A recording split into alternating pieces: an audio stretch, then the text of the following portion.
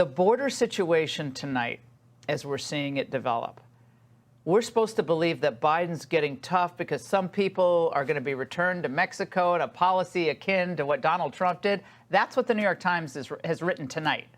What's the real truth? Well, that's absolute nonsense. And I talk to the people on the ground all the time, and I talk to the border agents, and I talk to the ICE officers and the representatives. And they know this is the exact same line we've heard now for 2 years. They say, oh, no, this time we're really going to enforce the law. This time we're really going to do it. It's going to be the same thing we've seen, but times orders of magnitude. They're going to be releasing individuals by the millions over the next 2 years into this country. We've seen 10,000 apprehensions nearly in recent days on average, and we've seen over 20,000 gotaways in the last week. That averages, if you include the unknown gotaways, over 500,000 a month. That's the population of San Antonio every 3 months, Laura. This is the mass resettlement of illegal aliens with an increasing number of single adult men, unvetted and unknown, being released into the country.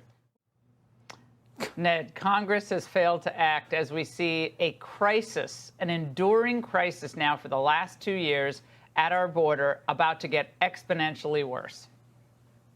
Yeah, it's a useful crisis that the left has intentionally created to transform this country, Laura, and I think we need to be open and honest about that. The left has hated this constitutional republic. They've been at war with it since the beginning of the 20th century. They've been trying to deconstruct it. They've also been at war with the American people, the middle class that has made this country great. And one of the ways that you wage war against the republic and against the middle class is rapid mass immigration, in which you try to drown out these people by importing new ones. I mean, it's war against the American people, Laura. There's no other way to put it. It's economic war. If you think it's bad now, wait till we get millions more into this country, in which we'll have to have draconian taxes to fund the social welfare systems to keep them from imploding. It's war against our institutions. It's war against our election system. It's war against our social and civic fabric.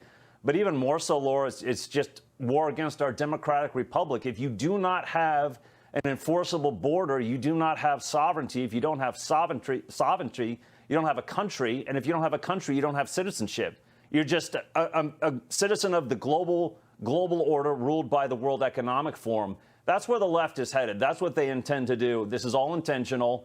And the thing that's amazing and loathsome about the corporate propagandists with CNN and MSNBC, when you point these things out, they say you're a racist, they say you're a white supremacist.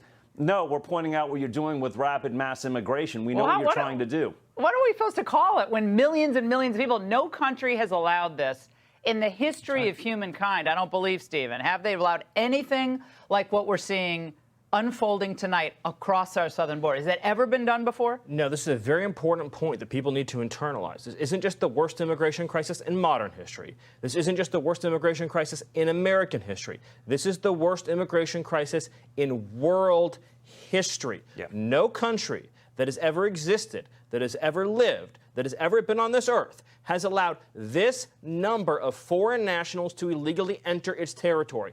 We are living in uncharted waters. Millions of people, as I mentioned, over 500,000 a month now, are going to be resettled into our country. The populations of whole states being added. Who's paying for them? You're paying for it. I'm paying for it. The taxpayers are paying for it.